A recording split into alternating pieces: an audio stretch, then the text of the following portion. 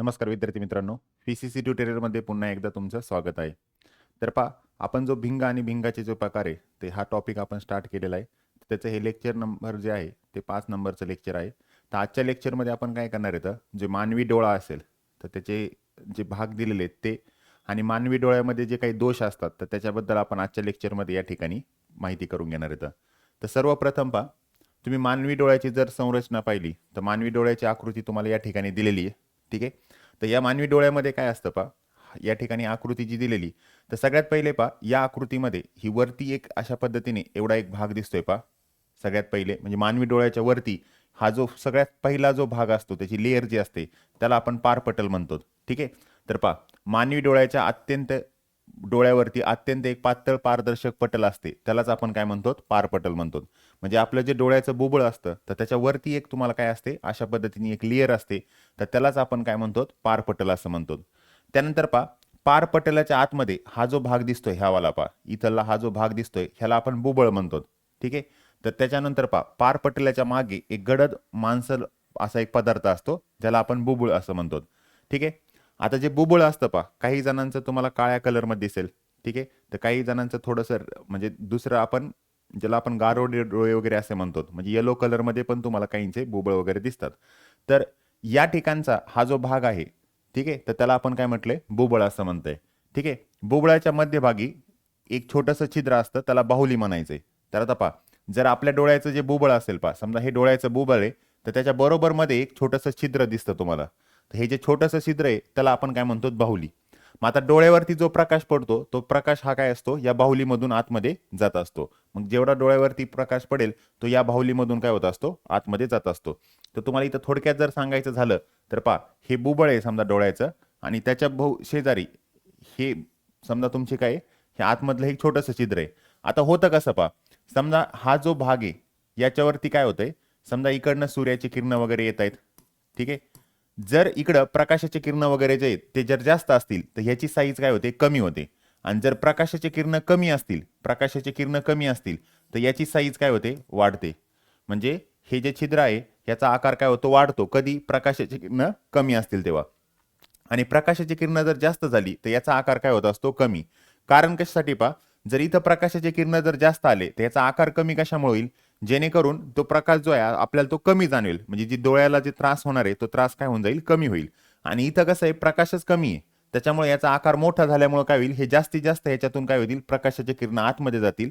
त्यामुळे ती वस्तू ओळखायला आपल्याला काय होईल, सोपी जाईल. तर अशा पद्धतीने आपण ते सांगू शकतो. ठीक आहे.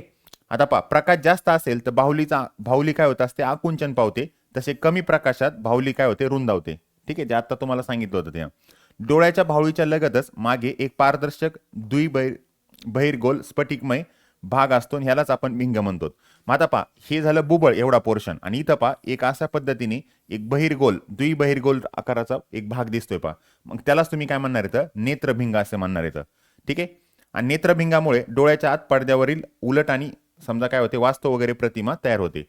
आता पहा, ही जी भिंग आहे, बहिर्गोल भिंग, त्यामुळे काय होईल, एखादी वस्तू जर मी इथं ठेवली, समजा उदाहरणार्थ ही एक वस्तू आहे, जसं आपण मेणबत्तीचं वगैरे पाहिलं होतं. ठीक आहे, भिंगामध्ये. तर ही बहिर्गोल भिंग आहे, तर ही वस्तू आहे. या वस्तूची इकडच्या साईडला इथं तुम्हाला काय होईल, एक उलटी, थोडक्यात वास्तव आणि उलटी काय होईल, प्रतिमा तयार होईल. मग तेच तुम्हाला इथं सांगितले पहा, बहिर्गोल भिंगामुळे काय होतं, एक वास्तव व उलट अशी प्रतिमा तयार होते आणि ती या ठिकाणी तुम्हाला तयार होईल. आता याचा पुढचा भाग पहा. तर ह्या पद्धतीने आपण इकडे दिलेले. त्याच्यानंतर पहा, दृष्टीपटल. हा, आता एक लक्षात घ्या, दृष्टीपटल म्हणजे हा इकडचा जो भाग दिलाय डोळ्याचा, तर ह्याला आपण काय म्हणत असतो, दृष्टीपटल असं म्हणतो. मग हे दिले पहा, डोळ्याचा पडदा हे एक संवेदनशील पटल असतं किंवा त्याला दृष्टीपटल आहे. यामध्ये प्रकाश संवेदनशील पेशी असतात आणि ह्या पेशी प्रकाशित झाल्यावर उत्तेजित होऊन विद्युत संकेत निर्माण होतात. आता पहा, जर याच्यावरती प्रकाश किरण पडले, समजा इकडनं आलेले जे प्रकाश किरण येतं ते या ठिकाणी इथं पडले. ठीक आहे. तर ते प्रकाश किरणाला काय करतात, उत्तेजित करतात. म्हणजे जसं आपल्या डोळ्यावरती लाईट पडली की आपण काय होतो, उत्तेजित होतो. म्हणजे आपल्याला तिथे काय होतं, उजेड दिसतो थोडक्यात. मग या ठिकाणी त्यांनी काय सांगितलं, ह्या प्रकाशाला कशा असतात, संवेदनशील पेशी असतात. मग जसा प्रकाश त्याच्यावरती पडतो त्याच्यामधून एक विद्युत संकेत निर्माण होतात आणि मग हे विद्युत संकेत जे आहेत ते तुम्हाला कुठं पाठवले जातात, मेंदूकडे पाठवले जातात. मग हे पहा, हे विद्युत संकेत डोळ्यातील मज्जातंतूद्वारे मेंदूकडे पाठवले जातात. नंतर मेंदू या संकेताचा अर्थ तयार करतो आणि माहितीद्वारे अशा प्रकारे प्रक्रिया करतो की वस्तू जशी आहे तशी आपल्याला पाहायला मिळते. समजा एक उदाहरणार्थ पहा. समजा एखाद्या ठिकाणी तुम्ही काय केलं, एखादा शर्ट आहे आणि तो रेड कलरचा आहे. जसा त्याच्यावरती प्रकाश पडतो, आता विचार करा, आपले जर डोळे बंद असतील तर आपल्याला तो शर्ट दिसणार नाही, किंवा खूप अंधार असेल तरी पण दिसणार नाही. मग ज्यावेळेस प्रकाश त्याच्यावरती पडतो तर त्याच्यावरतून जे काही डोळ्याचे म्हणजे प्रकाशाचे किरण आहेत त्या रेड कलरचे, ते ह्या लेन्समधून इथं पडतात, म्हणजे ह्या भिंगामधून इथं जातात. आणि इथं गेल्यानंतर काय होत असतं, आपल्याला काही संकेत मिळतात, ज्या पेशीज वगैरे आहेत, आणि त्या पेशीज त्या संकेत कोणाकडे पाठवतात, मेंदूकडे.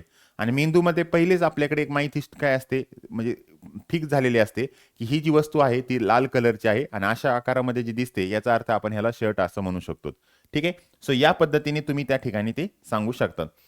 त्याच्यानंतर पुढचा भाग पहा. आता एक लक्षात घ्या, या ठिकाणी हे जे आपलं डोळ्याचं जे भिंग तयार होतंय, आपण बहिर गोल भिंग आहे, इथं एक आहे आणि असे दोन भाग आहेत पहा. आता काही वेळेस काय होतं, हे जे डोळ्याचं जे भिंग आहे, ठीक आहे, हे काय होतं, चपटं होतं असं, म्हणजे ह्याची जी जाडी आहे ती कमी होते आणि काही वेळेस जाडी काय होत असते, वाढत असते.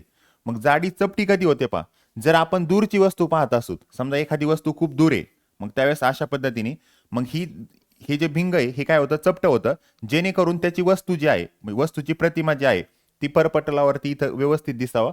मग या ठिकाणी आपण अशा पद्धतीची व्यवस्थित होते पहा. आता या ठिकाणी काय होतं, भिंग जे आहे ते फुगीर होतं. फुगीर कधी होतं, ज्यावेळेस एखादी वस्तू जवळ असेल, समजा ही जवळची वस्तू आहे, मग ह्याच्यामधले हे जे प्रकाश किरण आहेत ते अशामध्ये भिंगामध्ये येतात आणि नंतर या ठिकाणी ते तुम्हाला इथं पडतात. ठीक आहे. मग आता इथं पडल्यानंतर काय होतं, त्याची संवेदना वगैरे जे आहे ते मेंदूकडे जातात. म्हणजे पहा, कोणती वस्तू पाहताना पहा, दूरची वस्तू पाहताना भिंग चपटे होत असतं आणि जवळची वस्तू पाहताना भिंग काय होते, फुगीर होते. ठीक आहे. मग आता पहा, दूरच्या वस्तू बघताना डोळ्याचे भिंग काय होते, चपटे होते आणि भिंगाचे नाभी अंतर काय होते, वाढते. मग चपटे झाल्यामुळे हे नाभी अंतर काय झालं, वाढलं. आणि पहा, तर जवळच्या वस्तू बघताना डोळ्याचे भिंग काय होते, फुगीर होते आणि भिंगाचे नाभी अंतर काय होते, कमी होते. त्यामुळे दोन्ही वेळेस डोळ्याच्या आतील पटलावर वस्तूची सुस्पष्ट अशी प्रतिमा मिळते. मग हे जे भिंगाचं अंतर कमी जास्त होतंय किंवा हे भिंग जे चपट होतंय किंवा फुगीर होतंय, ठीक आहे, यालाच आपण काय म्हणणार इथं दिलेलं आहे पहा. ठीक आहे. नाभी अंतर काय होतं, कमी जास्त होत असतं ना, यालाच आपण काय म्हणतोय, समयोजन शक्ती असं म्हणतात. म्हणजे पहा, जवळच्या वस्तू पाहताना आपलं जे नाभी अंतर आहे ते थोडक्यात कमी होतंय आणि दूरच्या वस्तू पाहताना नाभी अंतर काय होतंय, वाढतंय. मग ही जी ऍडजस्टमेंट होते, ठीक आहे, डोळा जे ऍडजस्टमेंट करतोय त्यालाच आपण काय म्हणतो, समयोजन शक्ती असं म्हणतात.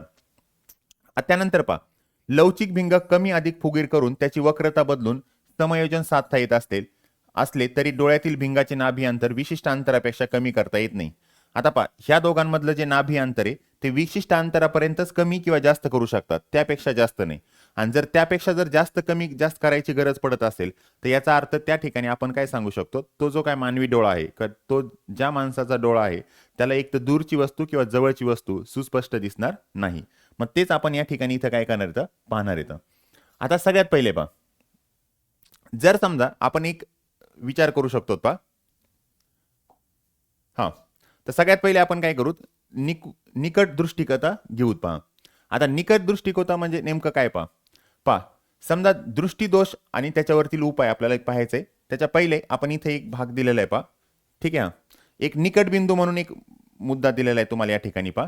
निकट बिंदू म्हणजे काय माहिती का, आपल्या डोळ्याच्या साहाय्याने आपण किती अंतरावरतून एखादी वस्तू जर वाचली तर ती आपल्याला व्यवस्थित वाचता येते. ठीक आहे. म्हणजे आपण समजा पुस्तक हातात डोळ्यासमोर धरलं तर आपण पाहायचं, आपल्या पुस्तकामध्ये डोळ्यामध्ये जर 25 सेंटीमीटर एवढं अंतर असेल तर ती वस्तू आपण काय करू शकतो, व्यवस्थित वाचू शकतो.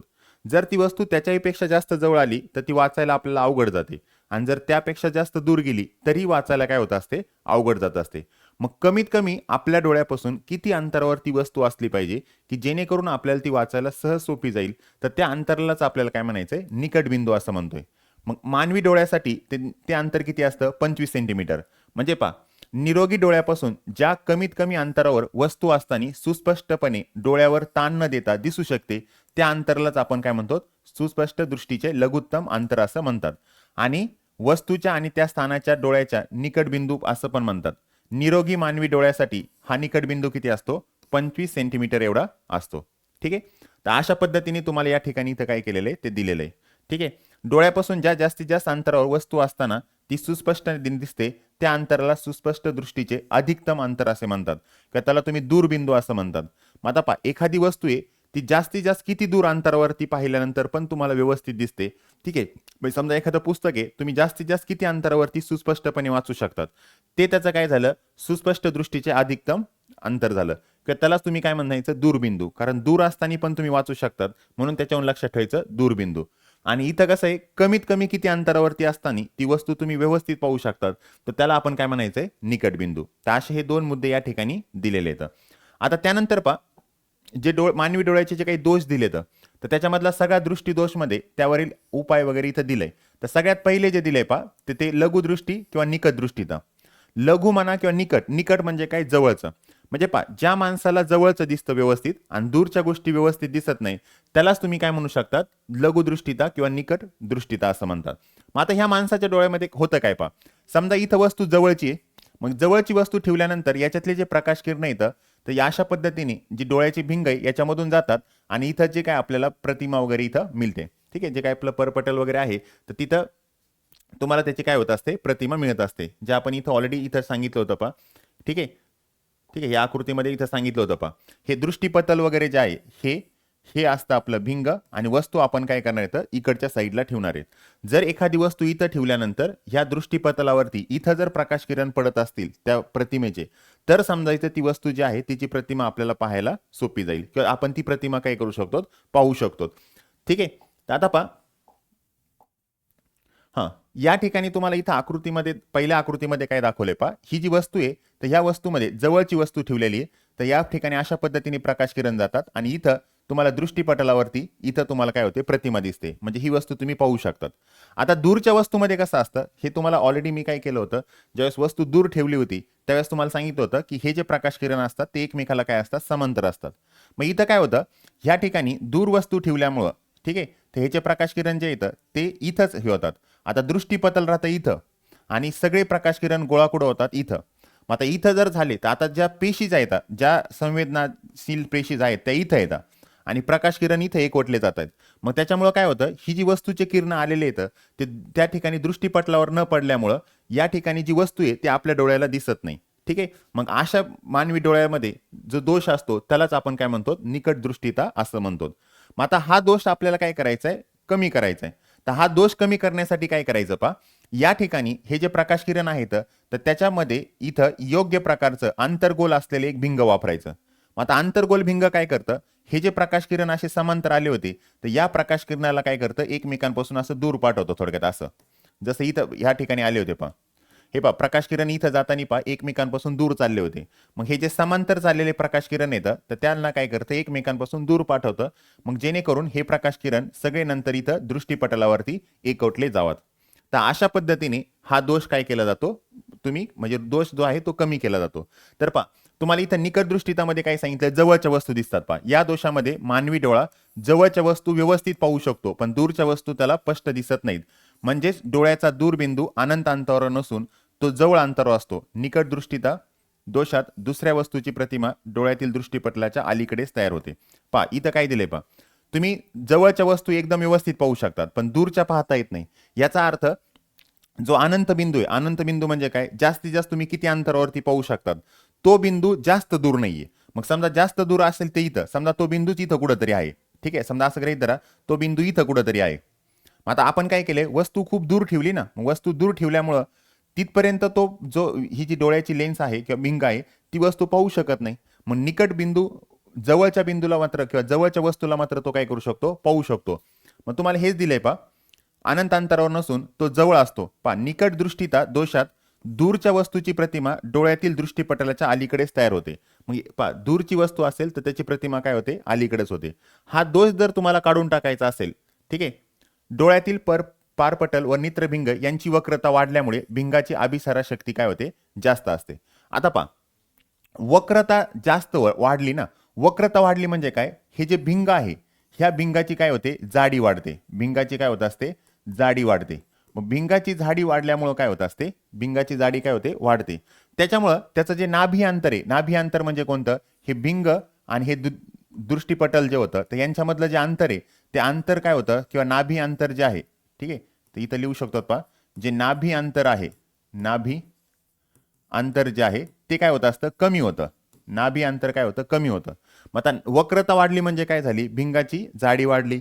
मग नाभी अंतर काय झालं, कमी झालं. त्याच्यामुळे अभिसरणाची शक्ती काय होते, जास्त होते. मग अभिसरणाची शक्ती जास्त झाल्यामुळे काय होतं, हे जे प्रकाश किरण येतं हे जास्त अभिसरित होतात, म्हणजे काय, जास्त वाकतात. म्हणजे हे जे प्रकाश किरण येतं हे असे इकडे न जाता ते जास्त वाकल्यामुळे काय होतात, ते अलीकडे सगळे एकमेकाला भेटतात. ठीक आहे, त्याच्यामुळे त्यांची अभिसार शक्ती काय होत असते, वाढत असते. मग तुम्हाला हेच दिलं इथं पहा, भिंगाची अभिसार शक्ती काय होते, जास्त होते. आता दुसरी गोष्ट पहा, नेत्रगोल लांबट झाल्यामुळे डोळ्याचे भिंग व डोळ्यातील दृष्टीपटल यांच्यामधील अंतर वाढतं. आता हेच तुम्हाला सांगितलं होतं, नाभी अंतर काय झालं, सॉरी नाभी अंतर नाही, तुम्हाला दृष्टीपटल व नेत्रगोल डोळ्याचे भिंग यांच्यामधील अंतर काय होतंय, वाढतंय. समजा या दुसरं कारण काय असू शकतं, की हे जे दृष्टीपटल आहे आणि या ठिकाणी हे जे प्रकाश किरण इथं जे भेटतात हे नाभी अंतर, ठीक आहे, याच्यापेक्षा हे अंतर काय होतंय, वाढलेलं आहे. ठीक आहे, नाभी अंतर कोणाला म्हणतात, ज्यावेळेस प्रकाश किरण समांतर असतात ते समांतर प्रकाश किरण ज्या बिंदूपाशी भेटतात त्याला आपण काय म्हणत असतो, नाभी अंतर. मग या नाभी अंतरापेक्षा हे अंतर काय झाले, वाढलेलं आहे. मग त्यावेळेसही तुम्हाला ती वस्तू क्लिअर दिसत नाही. नंतर पहा, योग्य नाभी अंतर असलेल्या आंतरगोल भिंगाचा चष्मा वापरून तुम्ही या दोषाचे निराकरण करू शकतात. मग योग्य भिंग, मग आता भिंग कोणतं वापरायचं आपल्याला, आंतरगोल. आता आंतरगोल भिंग जे असतं तर त्याचे नाभी अंतर कशामध्ये असतं, ऋणमध्ये. त्याच्यामुळं ह्याची जी शक्ती येणार आहे ती पण कशी येणार आहे, ऋणमध्ये. म्हणजे पहा, एक साधं उदाहरण सांगतो पहा, ज्या लोकांना दूरच्या वस्तू दिसत नाहीत आणि तर ते समजा चष्मा घालत असतील तर त्यांच्या चष्म्याचा नंबर जो आहे तो कसा असेल, ऋणमध्ये असेल. ठीक आहे, ज्यांना दूरच्या वस्तू दिसत नाही अशा लोकांच्या चष्म्याचा नंबर कसा असेल, ऋणमध्ये असेल. हे तुम्ही या ठिकाणी इथं घेऊ शकतात. तर तुम्हाला हेच या ठिकाणी दिले पहा, आंतरगोल भिंगाचे नाभी अंतर ऋण असते, त्यामुळे निकट दृष्टी दोषाच्या डोळ्यासाठी ऋण शक्तीचा चष्मा वापरतात. ठीक आहे, तर तुम्हाला हे या ठिकाणी इथं सांगितलंय. आता पुढचा भाग पहा, पुढे तुम्हाला काय केले, दूरदृष्टिता. दूरदृष्टिता म्हणजे काय, दूरच्या वस्तू व्यवस्थितपणे पाहता येतात पण जवळच्या वस्तू तुम्हाला दिसणार नाहीत. मग दूरदृष्टितामध्ये पहा, दूरची वस्तू ज्यावेळेस असेल पहा, ह्या दूरच्या वस्तू येतात तर याची प्रतिमा बरोबर तुम्हाला या ठिकाणी दृष्टीपटलावर तयार होते. पण ज्यावेळेस वस्तू जवळ ठेवतात त्यावेळेस ह्याची प्रतिमा दृष्टीपटल जे होतं त्याच्या पाठीमागच्या साईडला तयार होते. ठीक आहे, त्या पाठीमागच्या साईडला तयार होते. मग त्यामुळं इथं आपल्या पेशी येतात की ज्या त्या वस्तूच्या प्रतिमेला काय करू शकतात, संवेदना दाखवू शकतात. पण ती सगळ्या जे प्रकाश किरण आहे ते इथं एकवटले जातात. मग इथं त्या पेशी नाही का, त्यामुळे आपल्याला जवळची वस्तू दिसत नाही पण दूरची वस्तू मात्र व्यवस्थित दिसते. मग आता ह्या खूप दूर चालल्या आता, मग त्यांना अलीकडे आणण्यासाठी, ठीक आहे, अलीकडे आणण्यासाठी त्याची शक्ती काय करावं लागेल, वाढावं लागेल. म्हणजे या ठिकाणी तुम्हाला या ठिकाणी इथं हे तर आपल्या डोळ्याचं लेन्स आहे, त्याच्या अगोदरच तुम्ही काय केलं, इथं बहिर्गोल भिंग वापरलं. मग बहिर्गोल भिंग काय करतं, हे जे प्रकाश किरण वगैरे जे होते अशा पद्धतीने चाललेले, तर हे प्रकाश किरण ज्यावेळेस इथून असे जातात तर याच्यातून गेल्यानंतर ते काय होतात, समजा समांतर होतात, अशा पद्धतीने करतात आणि नंतर ह्या लेन्समधून जाताना ते सगळे काय होतात, दृष्टीपटलावरती काय होतात, एकवटले जातात. तर तुम्हाला या ठिकाणी काय सांगायचं पहा, दूरदृष्टिता म्हणजे काय, दूरच्या वस्तू सहज दिसतील, जवळच्या वस्तू दिसणार नाहीत आणि जवळच्या वस्तूची प्रतिमा तुम्हाला भिंगाच्या पाठीमागे दिसते. ठीक आहे, आता याच्या अगोदरच्या भागामध्ये आपण काय सांगितलं होतं, हे कशामुळे झालं, कारण भिंगाची वक्रता वाढली तर इथं भिंगाची वक्रता काय झाली असेल, कमी झाली असेल. म्हणजे भिंगाची वक्रता म्हणजे काय, भिंगाची वक्रता जी आहे ती काय झाली असेल, कमी झाली असेल. वक्रता काय झाली असेल, कमी झाली असेल. ठीक आहे, मग भिंगाची वक्रता कमी होते त्यामुळे नाभी अंतर वाढलं असेल, म्हणजेच त्याची शक्ती, अभिसरण शक्ती काय झाली असेल, कमी झाली असेल. तर हे तुम्ही या ठिकाणी सांगू शकता. मग पहा, या दोषामध्ये मानवी डोळा दूरच्या वस्तू व्यवस्थित पाहू शकतो. पहा, दूरदृष्टिता म्हणजे दूरची वस्तू व्यवस्थित दिसते पण जवळच्या वस्तू त्यांना स्पष्ट दिसत नाहीत. म्हणजेच डोळ्याचा निकट बिंदू 25 सेंटीमीटर अंतरावर न राहता तो दूर असतो. निकट बिंदू म्हणजे जवळची वस्तू. आता ही जवळची वस्तू व्यवस्थित दिसत नाही, म्हणजे ही 25 सेंटीमीटरला वस्तू न ठेवता तुम्ही कुठं ठेवायला पाहिजे, याच्यापेक्षा थोडं इथं दूर ठेवायला पाहिजे. समजा 30 सेंटीमीटर वगैरे कुठंतरी. ठीक आहे, म्हणजे 30 सेंटीमीटरला वगैरे ठेवली तर ही जी प्रतिमा इथं तयार होते ती इकडं पडेल. म्हणजे आपल्याला जेवढा जवळ वस्तू वाचता येत होती त्याच्यापेक्षा तुम्हाला दूर जर ठेवली तर ती वस्तू तुम्हाला व्यवस्थित पाहता येईल. तेच तुम्ही इथं सांगू शकता. जवळच्या वस्तूची प्रतिमा डोळ्याच्या दृष्टीपटलाच्या पाठीमागे तयार होते. पहा, जवळच्या वस्तूची प्रतिमा दृष्टीपटलाच्या पुढे तयार होत असते, पाठीमागे तयार होत असते. त्यानंतरचा भाग पहा, डोळ्यातील पारपटल, नेत्रभिंग यांची वक्रता. आता सांगितलं होतं पहा, वक्रता इथं काय होते, कमी. त्याच्या अगोदरच्या याच्यामध्ये वक्रता काय होते, वाढते. त्यामुळे अभिसरित शक्ती पण काय होते, कमी. कारण वक्रता कमी झाल्यामुळं नाभी अंतर जे आहे ते वाढत असतं. त्याच्यामुळं जी आपली शक्तीचा फॉर्म्युला आहे 1/f ना, मग हे वाढल्यामुळे ही शक्ती काय होत असते, कमी होत असते. ठीक आहे. पहा, नेत्रगोल उभट असल्यामुळे डोळ्याचे भिंग व डोळ्यातील दृष्टीपटल यांच्यामधील अंतर काय होते, कमी होते. ठीक आहे. तर आता आपल्याला माहिती आहे नेत्रजल आहे. आता इथं पहा, ही लेन्स आहे आणि हे दृष्टीपटल आहे, तर यांच्यामधलं अंतर काय झालं, कमी झालं. त्यामुळे प्रतिमा जी आहे ती इकडे तयार झाली. त्यामुळे आता ही ऍडजस्ट करता येत नाही. मग तेच तुम्हाला या ठिकाणी इथं सांगितलेलं आहे. ठीक आहे. दृष्टीपटल यांच्यामधील अंतर काय होत असतं, कमी. कोणामधलं, भिंग, डोळ्याचं भिंग आणि दृष्टीपटल यांच्यात अंतर काय होत असतं, कमी. त्यामुळे प्रतिमा पाठीमागच्या साईडला तयार होते. त्यानंतर पहा, योग्य नाभी अंतर असलेल्या बहिर्गोल भिंगाचा चष्मा वापरून तुम्ही हा दोष काय करू शकतात, काढून टाकू शकतात. ठीक आहे. मग एखाद्या माणसाला जर समजा असं गृहीत धरा, जवळच्या वस्तू काय होत आहेत, दूरच्या वस्तू दिसत आहेत पण जवळच्या दिसत नाही, तर अशा व्यक्तीला काय केलं जातं, बहिर्गोल भिंगाचा जो चष्मा आहे तो घालायला देतात. म्हणजेच याच्या ठिकाणी ह्याच्या जो चष्म्याचा नंबर असेल तो कसा असेल, धन असेल. कारण बहिर्गोल जो भिंग असतं त्याची नाभी अंतर कसं असतं, धन. त्यामुळे हे दृष्टीता दोषाच्या डोळ्यासाठी धनशक्तीचा तुम्ही चष्मा वापरू शकतात. ठीक आहे. म्हणजे ज्यांना जवळच्या वस्तू दिसत नाहीत अशा व्यक्तींचा जर चष्म्याचा नंबर बघितला तर तो तुम्हाला धनमध्ये येईल, म्हणजे 0.5. ठीक आहे. किंवा 1 डायोप्टर वगैरे असं डायोप्टरमध्ये असतो ना, तो 1, अशा पद्धतीने चष्म्याचा नंबर असेल. आणि ज्यांना निकट असेल, निकट दृष्टीता असेल, त्यांच्या चष्म्याचा नंबर कसा असेल, ऋण असेल, म्हणजे -0.5 वगैरे अशा पद्धतीने नंबर असतील. ठीक आहे. हां.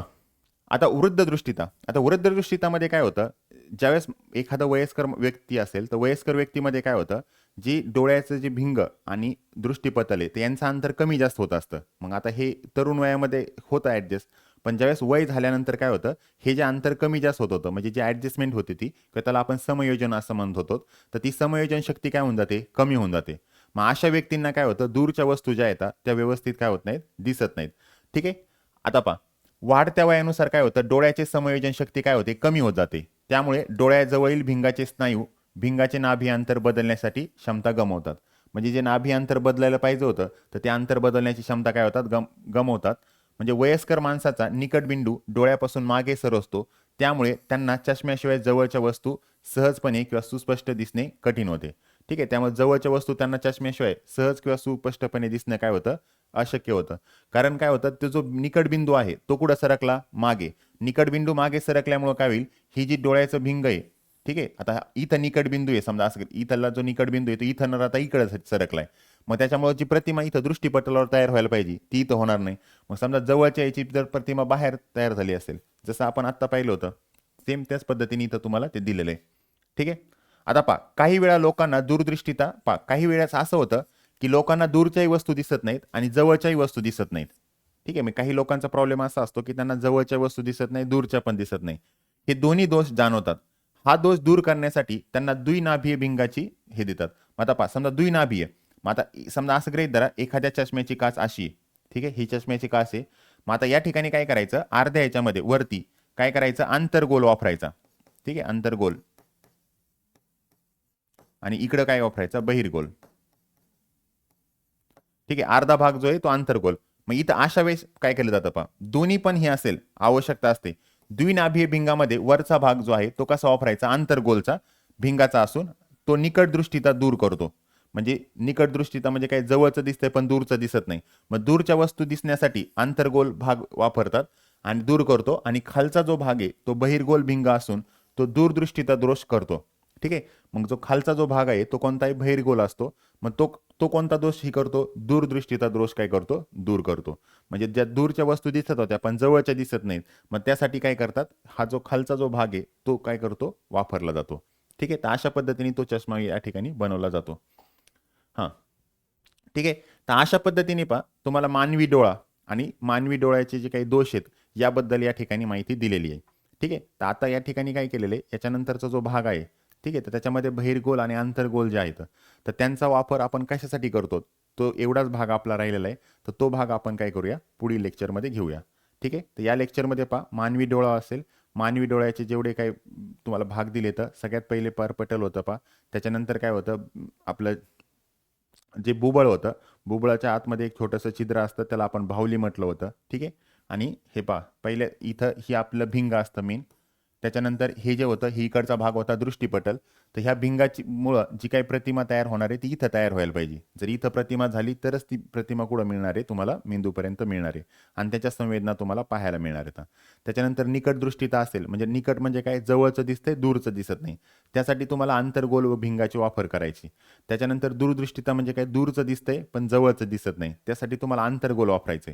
आणि वृद्ध ह्याच्यामुळं काय होतं, दोन्ही जर भाग दिसत नसतील तर अशा वेळेस काय करायचं, चष्म्याची काच अशी वापरायची, वरचा जो भाग आहे तो अंतर्गोल बसून बनवला पाहिजे, अंतर्गोल भिंग वापरायचं चष्म्यामध्ये, आणि खाली जो भाग असेल तो काय करायचा, त्याच्यामध्ये बहिर्गोल वापरायचं. म्हणजे अंतर्गोल काय करेल, निकट दृष्टीता कमी करेल, आणि दूरदृष्टीता जर हे करायचं असेल तर त्यासाठी काय करेल, बहिर्गोल वापरेल. ठीक आहे. तर अशा पद्धतीने आजच्या लेक्चरमध्ये आपण इथंच थांबतोय. बाकीचा जो पोर्शन आहे तो आपण काय करूया, नेक्स्ट लेक्चरमध्ये पाहूया. Okay, thank you.